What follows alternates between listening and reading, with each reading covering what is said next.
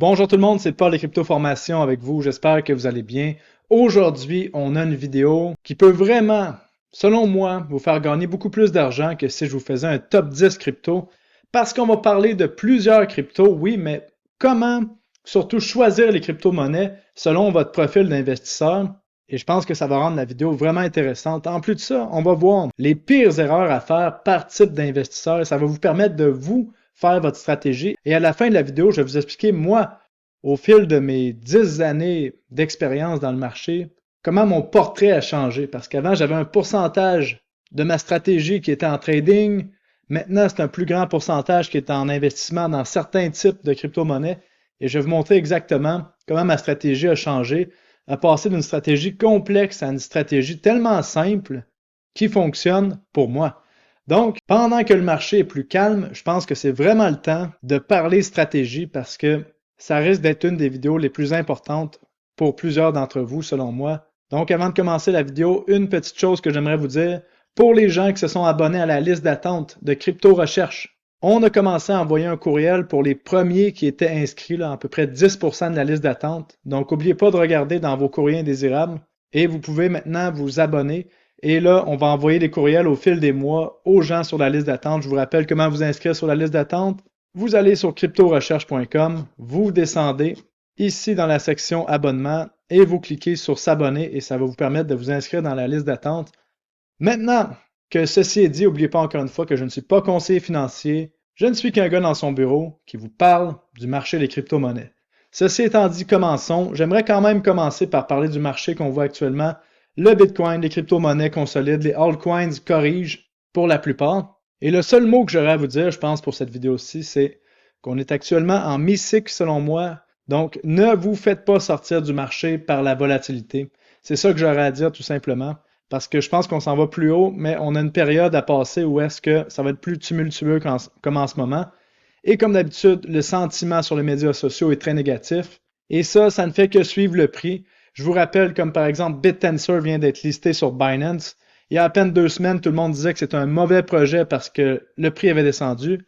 Maintenant, le prix monte. BitTensor est extraordinaire. Vous voyez, il n'y a rien de vrai. Donc, gardez ça en tête qu'à chaque fois que vous investissez dans un truc, ben, faites votre recherche, comprenez le projet. Et puis, ça va être beaucoup plus facile de détenir des crypto-monnaies auxquelles vous avez des convictions et confiance dans toute cette volatilité-là. Donc, maintenant, entrons dans la partie importante de la vidéo. Comment bien choisir ces cryptos en tant qu'investisseur pour gagner plus d'argent? Donc, je vous ai fait une présentation. J'espère que vous allez pouvoir en tirer le plus possible. Donc, la première chose qu'il faut comprendre avant toute chose, avant de savoir quel type d'investisseur qu'on est, il faut comprendre notre expérience. Si on est un débutant ou un expert, c'est vraiment pas les mêmes stratégies qu'il faut adopter. Il faut être conscient que c'est un continuum. Il y a plusieurs personnes qui se disent « Ah, moi, je suis pas bon, par exemple, en trading ou je suis pas bon sur les échanges décentralisés. » Ben non, c'est un continuum. C'est à quel point tu es bon. Parce que tu peux devenir expert. Il n'y a pas de blanc ou noir, t'es pas bon ou t'es bon. Tout ça, c'est des habiletés qui se développent. Et pour développer des habiletés, je vous recommande d'écouter ma vidéo juste ici où est-ce que je vous explique comment développer des habiletés. Maintenant, ce qu'il faut comprendre là, en crypto-monnaie ou en investissement, là, comme dans les crypto-monnaies qu'on voit ici, ou dans n'importe quelle chose de la vie, il y a un niveau de raffinement qu'on vient chercher. Plus qu'on est longtemps dans un milieu, plus qu'on est expérimenté dans quelque chose, là, comme par exemple, si vous êtes expérimenté dans la course à pied, vous savez exactement quel type d'entraînement, à quelle vitesse, quel repos, quelle fréquence qu'il faut faire des entraînements pour s'améliorer, par exemple, sur un marathon, puis que ça fait 20 ans que vous faites ça, ben vous allez avoir beaucoup plus de nuances puis de raffinement que quelqu'un qui commence à courir puis qui va courir 1 heure par jour puis qui se blesse. C'est la même chose en investissement. C'est la même chose pour, par exemple, quelqu'un que ça fait 50 ans qu'il travaille à la même entreprise. Ben lui, il va avoir un raffinement exceptionnel dans la petite boîte qui est telle. Il va savoir exactement sont où les crayons, les papiers, parler à telle personne pour telle chose. Et plus on a un raffinement en investissement, dans le marché qu'on parle ici, c'est les crypto-monnaies, ben plus on peut se permettre des stratégies et des investissements différents parce qu'on comprend le marché. Comme vous voyez, moi, les nouvelles, souvent, je les sais longtemps en avance. Je connais des gens qui sont dans le marché des crypto-monnaies qui me parlent de nouvelles comme si c'était nouveau et moi, ça fait 2 jours que je les sais. Je vois les pornos de la peur arriver à 10 000 à la ronde, là, comme on a vu la SEC qui poursuit Uniswap en ce moment, alors que Uniswap existe depuis 4 ans pour protéger les investisseurs. On s'entend que le but, c'est pas de protéger les investisseurs, mais c'est de se protéger eux avec leur petit système financier et d'avoir une part du gâteau dans toutes les transactions de crypto-monnaie. Et Uniswap ne permet pas de faire ça parce que c'est un protocole qui est, bon, plutôt décentralisé. On ne pourra pas dire qu'il est parfaitement décentralisé, mais le protocole en tant que tel pourrait fonctionner quand même sans l'équipe d'Uniswap en ce moment, de la façon telle qu'il est bâti. Donc, je vois ça arriver à des 1000 à l'avance. Et ça, c'est parce que ça fait depuis 2016 que je suis dans le marché des crypto-monnaies et que je suis dans le marché à chaque jour. Donc, quelques secrets qui sont importants là, avant de quoi que ce soit, de faire quoi que ce soit en crypto, c'est important de connaître son niveau. Est-ce que vous êtes débutant? Débutant dans l'analyse de projet, mais expert en analyse de charte. Il faut savoir vraiment votre niveau par catégorie. Il faut accepter d'être mauvais au début. Là. Souvent, ça, c'est l'erreur que la plupart des gens font. Ils ne veulent pas être mauvais au début. Donc, par ego, ils vont penser tout connaître et ils vont se faire défoncer par le marché des cryptos. Parce que le marché des cryptos, c'est un des marchés les plus vicieux qui existent au monde. Donc, c'est important de savoir ce qu'on fait dans ce marché-là. Puis, c'est important de comprendre qu'il y a un coût à l'apprentissage. Parce que vous le savez, pour passer de 1000 $ à 10 000 $ dans son portefeuille, ça va peut-être vous coûter 3 000 à 4 000 $ d'erreur pour faire 10 000 $. Pour faire votre premier 100 000 $, ça va peut-être vous coûter 10 15 000 $. Votre premier million, ça peut vous coûter 200 000 d'erreurs. Pour arriver à votre premier 10 millions, ça peut vous coûter plusieurs millions d'erreurs. Et moi, ce que je veux vous montrer dans la vidéo, justement, c'est peut-être réussir à vous éviter ces coûts-là. C'est sûr que vous allez en payer des coûts. J'en ai payé, vous allez en payer, mais au moins, si on est capable d'apprendre des autres, ça permet qu'on paye moins cher nos erreurs parce qu'on comprend que, ah, OK, j'ai fait la même erreur que telle personne ou telle personne. Qu'est-ce qu'il a fait pour rebondir de ça? Aussi, pourquoi je vous fais pas de top 10 crypto en ce moment ou de trucs comme ça? Parce que quand quelqu'un vous fait un top 10 crypto sur YouTube ou sur Twitter, la question qu'il faut se poser, c'est un top 10 crypto pour qui? Parce que ça n'a rien à voir. Un top 10 crypto de petites cryptos où est-ce que vous n'allez être pas à l'aise de les détenir versus un top 10 crypto que vous voulez des petites cryptos et quelqu'un vous donne des grandes cryptos. Top 10 crypto pour qui? C'est ça la vraie question. Et c'est pour ça qu'on va aller voir la suite de la vidéo qui est important, c'est de différencier quel type d'investisseur que vous êtes en crypto. Et moi, à la fin de la vidéo, je vais vous dire exactement quel type d'investisseur que je suis et pourquoi. Et vous allez voir mon évolution parce que j'ai pas toujours été un investisseur comme je suis là. J'ai passé par toutes les catégories qu'on voit ici et on va voir les catégories ensemble. Là, vous voyez, il y en a 6. Donc, les investisseurs à long terme qui choisissent les blue chips, donc les cryptos les plus reconnus. Un investisseur à long terme qui choisit les cryptos ou actions de façon spécifique. Qu'est-ce qu'il faut comprendre, c'est quand on choisit ces cryptos ou actions de façon spécifique, on a, pour un investisseur débutant, vous avez 33% de chance de réussir. Donc, vous avez, quand vous choisissez une crypto-monnaie ou une action puis vous pensez que c'est la bonne, vous avez 66% de chance que ça ne fonctionne pas. Donc, les statistiques sont contre vous. Et les experts, du côté droit de la charte ici, ont à peu près 60% de chance de réussite. Donc, si quelqu'un vous conseille un truc, ça ne veut pas dire qu'il a raison, puis statistiquement, il n'a sûrement pas raison, surtout s'il est débutant. Vous avez 2 chances sur 3 qui se trompent. Après, on a les investisseurs actifs, les traders de momentum ou de narratif, puis les degens, qui surfent sur des petites cryptos, les nouvelles cryptos qui se lancent. Il y a de l'argent à faire avec chacune des stratégies, c'est ça qui est important de comprendre. Il y a des stratégies qui vont fonctionner mieux avec certaines personnes selon leur caractère, leur psychologie, et d'autres avec d'autres personnes. Mais ce qui est important de comprendre, encore une fois, comme l'a dit notre ami Bruce Lee qui était un maître des arts martiaux, c'est que lui, il avait pas peur du mec qui avait pratiqué 10 000 sortes de coups de pied une seule fois, mais il avait peur du mec qui avait pratiqué un seul coup de pied 10 000 fois. Donc, l'idée là-dedans, c'est de choisir une stratégie et miser dessus. Et là, on va voir chaque type d'investisseur, quel genre de crypto qu'il va acheter, puis quelles sont les principales erreurs qu'on peut faire en tant que ce type d'investisseur-là. Et encore une fois, rappelez-vous que vous n'êtes pas casé dans une petite case d'être obligé de faire un seul type d'investissement. Comme moi, j'utilise 3 de ces stratégies-là en ce moment dans mon portfolio et je vais vous montrer ça à la fin de la vidéo. Vous allez voir, c'est intéressant. Donc, pour trouver sa stratégie dans les types qu'on vient de voir, c'est toujours important de jouer là où est-ce qu'on est à l'aise. Par exemple, si vous êtes un sprinter, là, vous pesez 200 livres ou c'est quoi un kilo? 90 kilos pour les Européens. Ben, essayez pas de courir avec un marathonien qui pèse 55 kilos ou 135 livres parce que vous n'allez pas suivre la partie. Donc, si vous êtes un sprinter, ben, choisissez des courses que c'est des sprints. Donc, si vous êtes quelqu'un qui pense rapidement dans sa tête, mais commencez pas à faire des investissements à long terme, pensez à des investissements plus court terme. Si le stress, ça vous convient pas, ben, on fait l'inverse. Et surtout, ben, faire davantage de ce qui nous donne des profits et moins de ce qui nous fait perdre de l'argent. Parce que moi, je vois des gens qui font que répéter des stratégies qui fonctionnent pas. Le but, c'est pas d'avoir raison. Le but, c'est faire de l'argent. Et ça, quand vous êtes en investissement, plus vous devenez expérimenté, plus vous vous rendez compte que c'est vrai. Quand l'ego prend le dessus et veut avoir raison, c'est là qu'on se fait détruire par le marché. Donc, si on commence par aller voir le premier type d'investisseur, c'est l'investisseur long terme d'index ou de blue chip. Donc, c'est quoi les caractéristiques pour être bon là-dedans? Mais il faut être capable de choisir un marché. Premièrement, un marché dans lequel on est à l'aise, qu'on comprend, puis qu'on est capable de repérer les blue chips. Puis ensuite, il faut être patient et laisser aller. Donc, en crypto-monnaie, c'est pas très compliqué. Si vous êtes ce genre d'investisseur-là, ben, c'est de choisir des crypto-monnaies comme Bitcoin, Ethereum, qui sont déjà établies, puis de surfer le cycle. C'est aussi simple que ça. Peut-être des crypto-monnaies qui sont des leaders de catégorie. On pense à Solana, qui est dans les plateformes de contrats intelligents pour tout ce qui est vitesse ou Avalanche. Ou si on choisit dans la finance décentralisée la tokenisation des actifs, on peut choisir un Chainlink. Vous comprenez, c'est de choisir les plus grosses crypto-monnaies qui sont déjà établies, qui sont sûres de rester et qui vont monter comme des gros bateaux tout au long du cycle. Mais le désavantage là-dedans, c'est que sûrement qu'il y a moins de gains spectaculaires qu'on peut faire, mais les gains restent quand même spectaculaires en crypto parce que si on regarde un Solana, on est déjà, ça va voir du bas, 173 $. Au début de 2022, on a touché les 11 $, même je pense un peu en bas, les 10 $. Donc on est déjà à fois 15. Pour ma part, je pense que ça va. Il n'y a pas trop de stress. Les principales erreurs d'un investisseur à long terme qu'il pourrait faire, c'est quoi?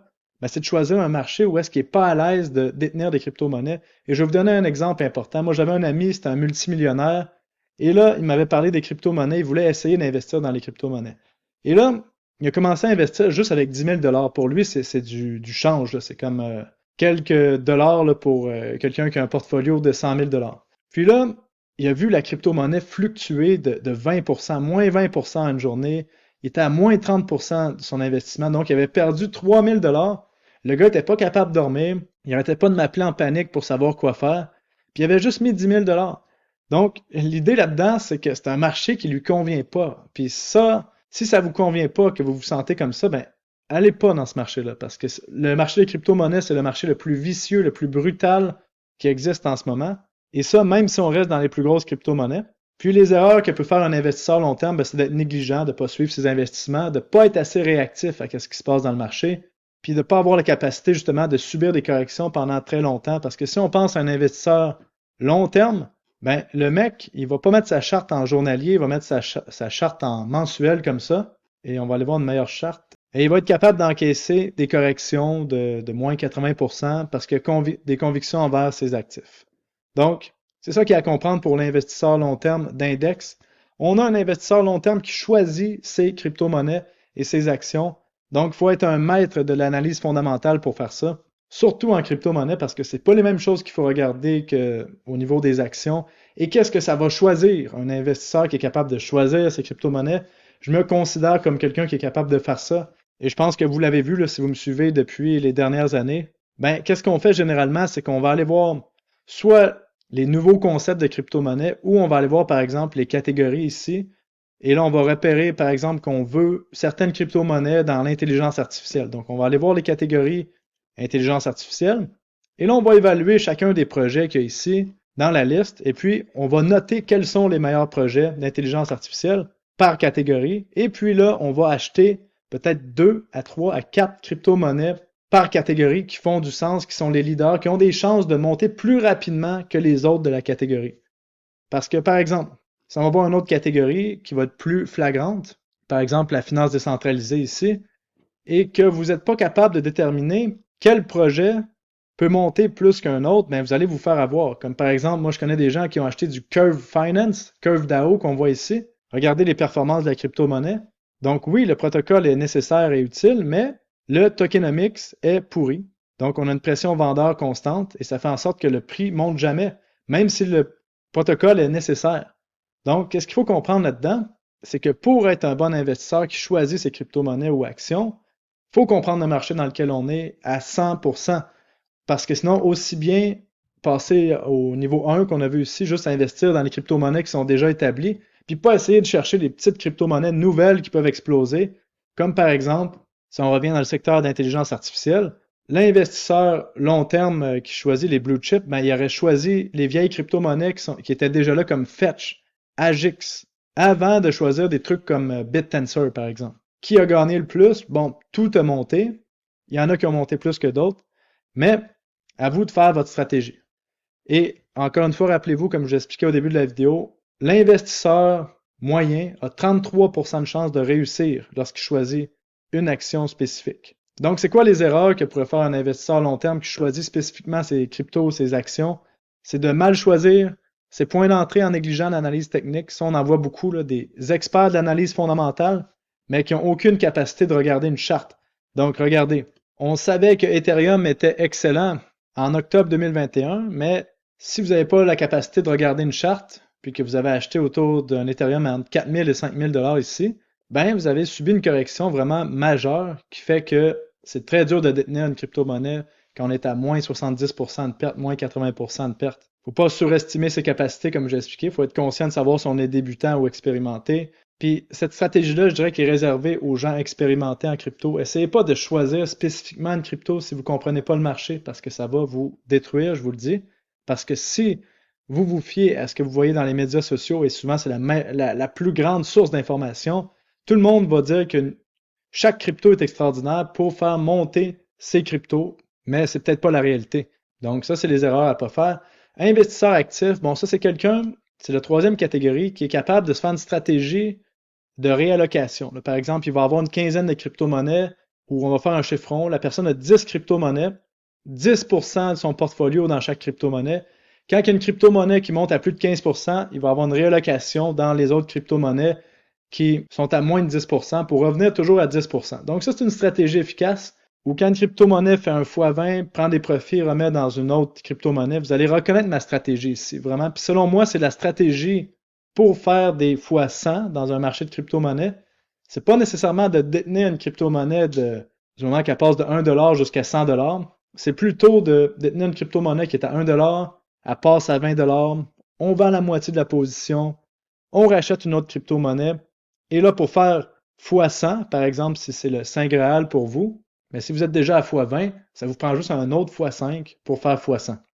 Je dis juste un autre x5, mais en crypto, vous le savez, ça peut aller vite, mais il n'y a rien de garanti. Puis, il faut avoir une stratégie de prise de profit intelligente qui va varier dans les types de marchés. Comme vous vous souvenez au début du cycle haussier, le marché était vraiment complexe. C'était dur ici, là, disons, dans toute la section ici, entre juillet 2022 jusqu'à octobre 2023, c'était dur d'avoir des crypto-monnaies qui faisaient des montées spectaculaires.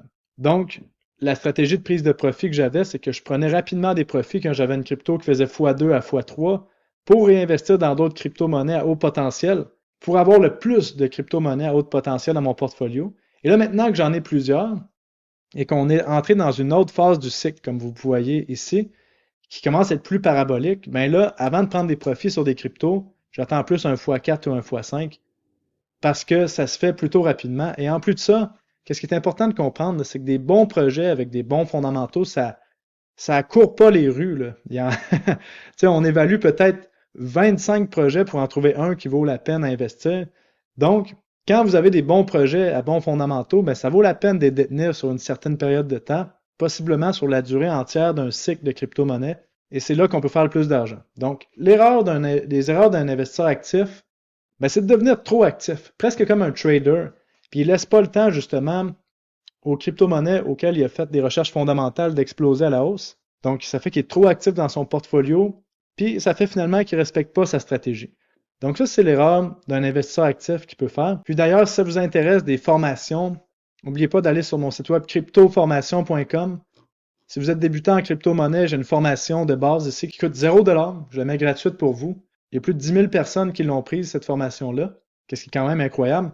Et c'est plus de 25 vidéos que je vous explique la base de la crypto-monnaie, mais Si vous voulez aller plus loin, comme pour le trading, j'ai une formation juste ici qui vous explique comment faire du trading. Et pour l'analyse fondamentale, j'ai une formation juste ici, chercheur d'or, où est-ce que je vous explique toute ma méthode. Revenons à la présentation PowerPoint.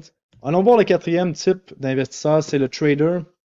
Là, qu'est-ce qui est important, c'est de bien choisir son type de trading parce que vous savez qu'il y a du trading sur du long terme, qu'on appelle du swing trading. Il y a du day trading, que vous prenez des positions sur une journée. Puis, il y a du scalping, que c'est des positions sur quelques minutes. Donc, il faut trouver le style qui nous convient. Ça, c'est important. Puis, l'autre truc à savoir aussi, c'est qu'il faut bien noter les trades qui sont gagnants et perdants dans le but de mettre notre énergie dans les trades qui comptent. Comme le dit Bruce Lee juste ici, on se rappelle de cette fameuse phrase-là, des 10 000 coups de pied. Un seul coup de pied qui est pratiqué 10 000 fois vaut plus cher que 10 000 coups de pied une seule fois. Et qu'est-ce que ça va trader un trader? Qu'est-ce que ça va acheter? Ben, ça va aller sur CoinGecko ici. Et là, il y a possibilité de prendre des leviers, mais encore une fois, touchez pas à ça. Si vous n'êtes pas expérimenté, ne touchez jamais au levier. Et je parle de vraie expérience, là. Parce que sinon, ça va vous coûter des milliers de dollars pour comprendre. Donc, qu'est-ce que ça va trader un trader? Ben, il y a plusieurs choix. Soit de trader des crypto-monnaies avec beaucoup de liquidité, beaucoup de volume de transactions qu'on voit ici, parce que ça permet que c'est facile de rentrer et sortir d'une crypto-monnaie. Les stop-loss, les stop-limits vont être déclenchés au bon prix. Donc, la liquidité devient très importante. En général, ce qui est recommandé, c'est de trader les crypto-monnaies avec un certain market cap, disons conséquent, là, plus qu'1 milliard de market cap, puis avec un volume 24 heures qui est conséquent, là, qui permet qu'on peut facilement entrer et sortir de nos positions sans se faire avoir. Comme par exemple, si vous voyez une crypto avec un market cap de 1,5 milliard, mais seulement 2 millions de volume, ça se peut que ce soit compliqué de rentrer et sortir de cette crypto-monnaie-là. Et après, ben, c'est d'analyser les actifs qui sont déjà dans une tendance. Donc, est-ce qu'on va vouloir trader un truc comme ça qui se trade de côté? Non. Idéalement, on veut un truc qui a déjà de la volatilité. Donc, en tant que trader, qu'est-ce qu'on peut faire? Ben, c'est cliquer ici sur le pourcentage de changement sur 24 heures et d'aller trader dans les cryptos qui ont le plus de volatilité. Bon, aujourd'hui, c'est pas une journée très volatile, mais on veut pas perdre de temps avec nos positions de trading. On veut que ça bouge. On veut arriver à un bon moment. Puis après ça, il y a plusieurs stratégies que je vous explique dans la vidéo juste ici d'ailleurs. Mais ce qui est important de comprendre, c'est que c'est important d'aller dans des actifs qui bougent. On ne veut pas des trucs morts où est-ce qu'on prend des positions et que ça ne bouge pas. Puis bon, en trading, il y a beaucoup de potentielles erreurs. Là, honnêtement, c'est là qu'il y a le plus d'erreurs. C'est là que la plupart des gens perdent leur argent, surtout dans des périodes de range comme ça, dans le Bitcoin ou des corrections. Là, les gens surtradent et perdent de l'argent. Et ça va avec l'erreur qu'on voit ici. Devenir gambler. C'est souvent ça qui se passe. Les traders non expérimentés deviennent des gamblers et ne font que parier sur du n'importe quoi, prennent 80 trades par jour et les gens deviennent fous. Une autre erreur à potentiel, ben, c'est de ne pas avoir de stratégie, vouloir avoir raison. Rappelez-vous que les meilleurs traders au monde ont environ 50 à 60% de succès dans leur trade. Et d'ailleurs, je vais aller vous chercher un livre qui est intéressant. Si vous voulez étudier les meilleurs traders au monde, vous pouvez vous achetez ces livres-là, Unknown Market Wizard et Market Wizards. Vous allez voir les meilleurs traders au monde, quelles sont leurs stratégies. Vous allez comprendre que c'est pas ce qu'on vous véhicule dans les médias sociaux. Le point numéro 5, c'est les traders de momentum ou de narratif. L'idée ici, c'est de ne pas perdre de temps, d'être tout de suite dans l'action. Et qu'est-ce que ça prend? Ça prend la capacité de repérer un narratif avant les autres ou au début d'un narratif et de connaître la durée potentielle d'un narratif. Donc, comment on fait pour faire ça? Je vous l'ai expliqué dans plusieurs vidéos, mais en général, c'est d'aller sur CoinGecko, aller voir la section catégories et voir les catégories qui bougent le plus, disons, dans les 24 dernières heures ou les 7 derniers jours. Et là, ça peut être intéressant de voir des crypto-monnaies dans cette catégorie-là pour ne pas perdre de temps. Parce que le but d'un trader de narratif ou de momentum, c'est de ne pas perdre de temps et de déjà être dans l'action. Ça, c'est une stratégie que j'utilise aussi. Les erreurs à faire, c'est d'arriver trop tard sur le narratif, de ne pas prendre de profit assez rapidement, parce qu'on sait qu'un narratif, ça dure de 30 jours jusqu'à 120 jours, disons, donc il faut être capable de prendre des profits là-dedans. Puis choisir les mauvais chevaux du narratif. Ça, qu'est-ce que ça veut dire? C'est que, par exemple, vous cliquez ici sur Restaking, et là, vous voyez, bon, il n'y a pas... C'est peut-être pas le meilleur exemple que j'ai pris, mais que vous choisissez, par exemple, la crypto-monnaie ici, Restake Finance, qui ne fait rien, alors que toutes les autres crypto-monnaies comme Pendle Finance explosent. Donc, il faut être capable de repérer les bonnes crypto-monnaies lorsqu'on fait cette stratégie-là. Et le numéro 6, une bonne façon de faire de l'argent, mais une bonne façon d'en perdre, c'est d'être un degen, donc un dégénéré, comme ça qu'on appelle ça en crypto. C'est d'investir sur des cryptos qui viennent de se lancer sur des échanges décentralisés seulement. Il y a des gros gains potentiels, mais il y a des grosses pertes potentielles parce que ça oblige à prendre des gros risques, aller vers les petits market cap, stratégie que je ne recommande surtout pas à des débutants. Puis ça implique de comprendre à 100% comment fonctionne la finance décentralisée. Un bon site web que je peux vous recommander si vous aimez l'action, c'est d'aller sur dextool.io, que vous voyez juste ici, dextool.io. Et là, vous allez pouvoir explorer les différentes paires de trading qu'il y a ici sur différentes blockchains. Et là, vous voyez le top 10 en haut là, qui circule. Comme vous voyez, c'est des crypto-monnaies. En ce moment, c'est les meme coins qui explosent et il y a beaucoup de volatilité. Là. Comme vous voyez, juste dans les derniers jours, ces trucs-là peuvent faire x10, descendre de 50%. Donc, c'est un marché d'experts que il y a du n'importe quoi. Il y a des crypto-monnaies qui vont à zéro. Donc, les erreurs à faire là-dedans, ben, c'est encore une fois dériver vers le gambling, de ne pas avoir de stratégie. J'en vois beaucoup faire ça. Pas prendre de profit rapidement sur une crypto à haut risque. Avoir trop de pertes catastrophiques de suite, parce qu'en général, ça va avec le gambling, là, les gens ont 2-3 cryptos qui font un x5 en 2 jours. Puis là, ils se pensent les meilleurs au monde, les kings. Et puis, ils mettent un trop grand pourcentage de leur portfolio dans une crypto-monnaie qui va à zéro. Donc, ils peuvent perdre 50% de leur portfolio en une journée. Puis ça, on appelle ça une perte catastrophique. Parce que perdre 50% de son portfolio en une journée, ça veut dire qu'il faut faire un x2 à tout son portfolio pour revenir au montant qu'on était. Et ça, c'est terrible. Donc, mettre un trop grand pourcentage de son portfolio dans une crypto en mode degen, c'est vraiment pas une bonne idée. Donc, wow! J'espère que vous appréciez là, ce qu'on est en train de faire parce que je pense que c'est vraiment utile pour certains. Puis là, on va voir le mix de stratégies dans les 30 prochaines secondes. Juste vous expliquer un dernier truc. Comment réussir? Ben, il faut fuir les modes. Il faut faire sa propre stratégie, là, pas suivre quelqu'un d'autre. Arrêtez de toujours demander la pépite, la pépite, la pépite.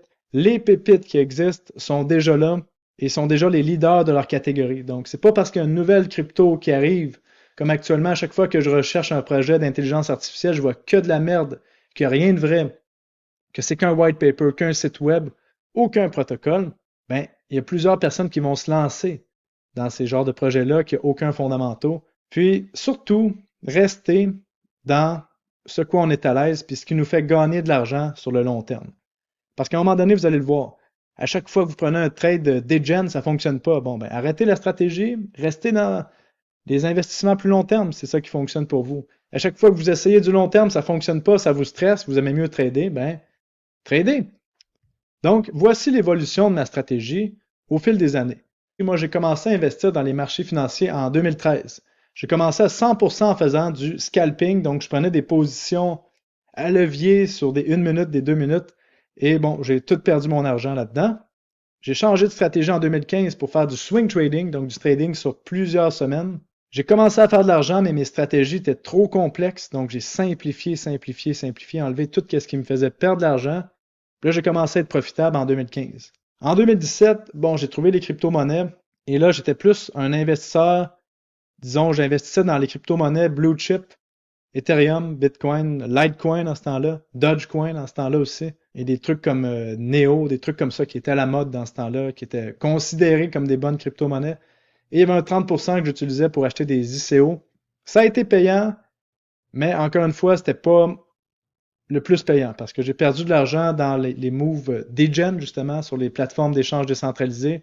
Ether Delta, si vous vous souvenez, en 2017.